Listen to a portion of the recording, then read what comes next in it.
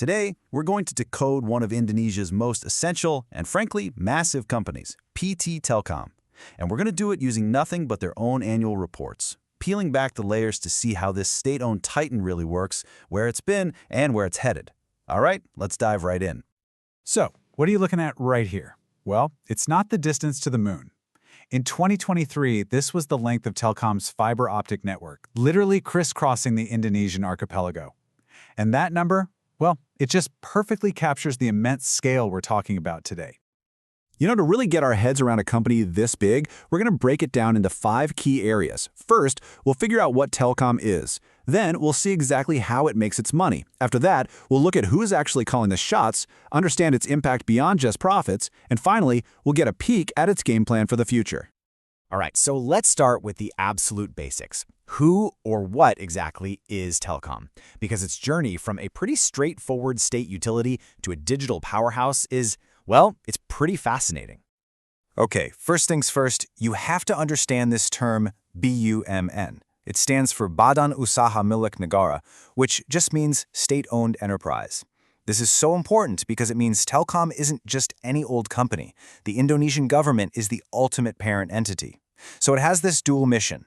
On one hand, it has to be a competitive business, but on the other, it has a national duty to connect and develop the entire country. And this timeline just illustrates that evolution perfectly. It all started as a state utility. Then, boom, 1991, it becomes the corporate entity we know. 1995 was a massive year. It launched its mobile arm, Telkomsel, and it went public with an IPO. Over the years, it just kept building, launching satellites, spinning off subsidiaries like its tower company, Mitratel, and then, super recently in 2023, it merged its home internet service, IndiHome, into Telkomsel. We'll definitely come back to that move later. Okay, so that's the backstory. But how does a titan like this actually bring in the cash? That brings us to Section 2, the core business engine. So Telkom basically organizes its business around what it calls customer-facing units. The biggest slice of that pie, no surprise, is mobile. That's its giant cell provider, Telkomsel. Then you've got consumer, which was mainly the IndiHome broadband service. Enterprise handles all the business and government clients, while wholesale deals with other carriers. And finally, there's a smaller piece for other digital ventures, which includes things like investments in startups. Now, what's really telling about this chart is just how consistent it is. Look at that. Across these 3 years, you see a clear, steady climb in revenue. We're talking from 136 trillion rupiah to over 147 trillion. This isn't some crazy speculative growth. This is the steady, reliable churn of a massive foundational company that literally powers a nation's digital life. All right, quick sidebar. Before we go any further, let's break down a term you see plastered all over financial reports: EBITDA. The easiest way to think about it is this. It's a way to measure the pure, raw operational profitability of a company. It just strips away all the financing and accounting decisions to give you a clearer picture of how the core business is actually doing day to day. Okay, so to really understand where Telkom is headed, we have to talk about its biggest strategic bet right now. It's called Fixed Mobile Convergence, or FMC. This was the whole reason behind merging IndiHome into Telkomsel back in 2023. The goal? To offer you a single unified service, which they've now branded as Telkomsel One, that combines your mobile plan and your home internet. The idea is to create a totally seamless experience and, of course, a much stickier customer. So, who is actually steering this massive ship? That question brings us right to Section 3, where we're going to look at the blueprint for managing a national asset of this sheer size. If you dig into their reports, you see that operations are guided by 2 main frameworks. First, there are the Standard Principles of Good Corporate Governance, or GCG.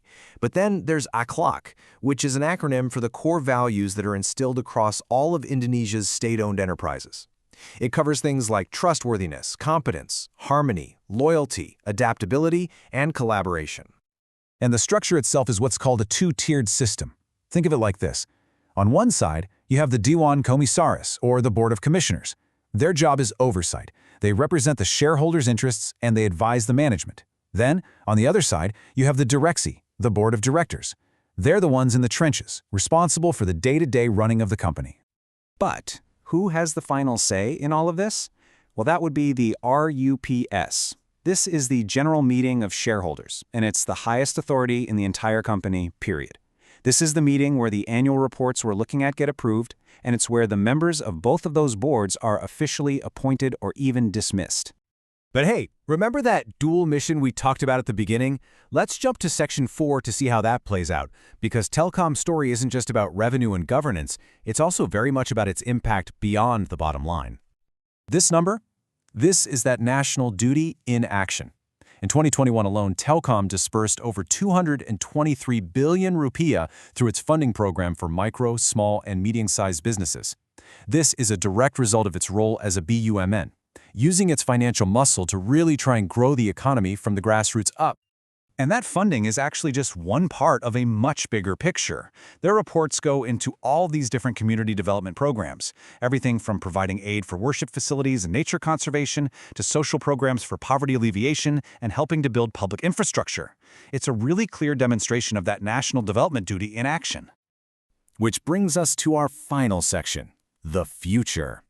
I mean, with technology changing so incredibly fast, how is a giant like Telkom positioning itself to navigate the road ahead?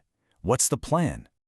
So Telkom has laid out a really clear path forward that they call the 5 bold moves. We already talked about the first one, fixed mobile convergence. The next steps are all about unlocking value by restructuring its assets into these separate focused entities: an infrastructure company, a data center company, a B2B digital services company, and a digital platform company. The whole idea is to create more focused, agile businesses that can go out and dominate their specific digital arenas. And this quote from their 2023 report, it really gets to the heart of how they see themselves. It's all about a commitment to constantly invest and innovate. You can see they don't just view themselves as a service provider, but really as the primary architect of Indonesia's entire digital ecosystem. Which leaves us with this final, really big question. As Indonesia's digital economy just continues to explode, Telkom finds itself at this unique crossroads. How is it going to continue to balance that foundational, state-mandated duty to connect a vast and diverse nation with the absolutely fierce competitive pressures of a global market that never, ever stops evolving? That balancing act, right there, is what will define its future.